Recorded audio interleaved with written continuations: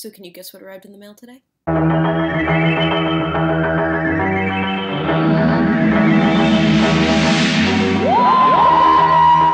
It is a tiny Tom Baker. Jelly Baby is not included. But what is included is another magazine full of Doctor Who factoids. And in this issue, it is all about the Fourth Doctor.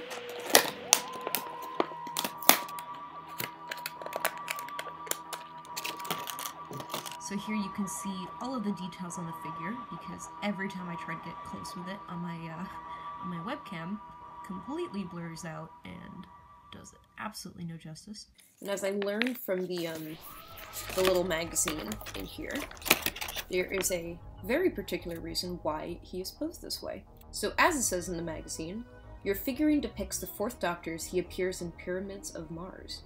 He is brooding, almost melancholic, as he stands in the TARDIS control room, gazing into the middle distance. He announces that he's a Time Lord and that he walks in eternity, but what is really on his mind is another summons from the Brigadier. Unlike his predecessor, this Doctor doesn't feel tied to the Earth anymore. It isn't his home. His home is in the stars. ... But I think that even explaining that moment doesn't quite do it justice. Let Tom Baker try. Oh, come on, Doctor. That's worth a smile, surely. What's the matter? You should be glad to be going home. The Earth isn't my home, Sarah. I'm a Time Lord. Oh, I know you're a Time Lord. You don't understand the implications. I'm not a human being. I walk in eternity. What's that supposed to mean?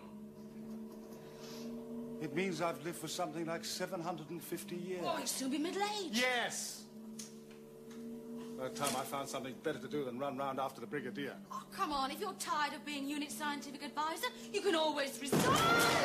So it really is kind of a turning point for the character of the Fourth Doctor, and honestly, I really see why they chose this moment to create in figurine form. There's some really interesting stuff in this issue.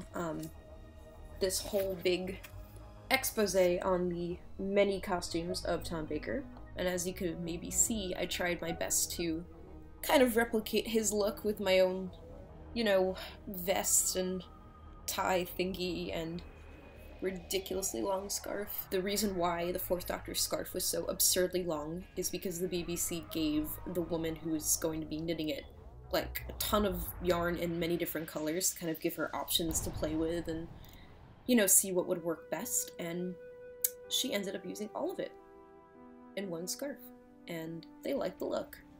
And that's how that happened. And I also learned from here that it was Tom Baker himself who suggested that his Doctor should wear a hat.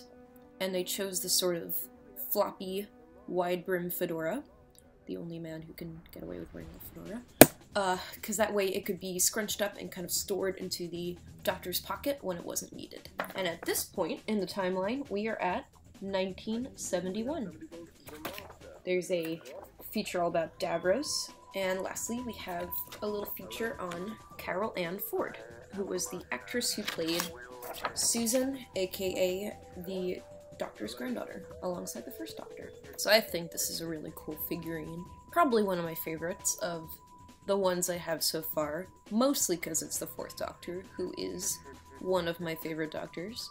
Do you like the fact that he's in this like really serious position where his character development is getting really intense, or would you have wanted him to be in more of a like fun, silly kind of pose? Just curious what you think. Check out my site at doctorwhoproblems.com, and don't forget to check back next week or so where we look at the Judoon. That's kind of cool.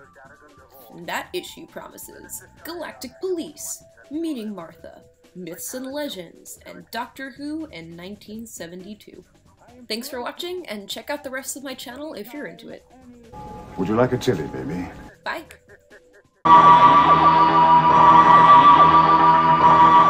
Now drop your weapons, or I'll kill him with this deadly jelly, baby.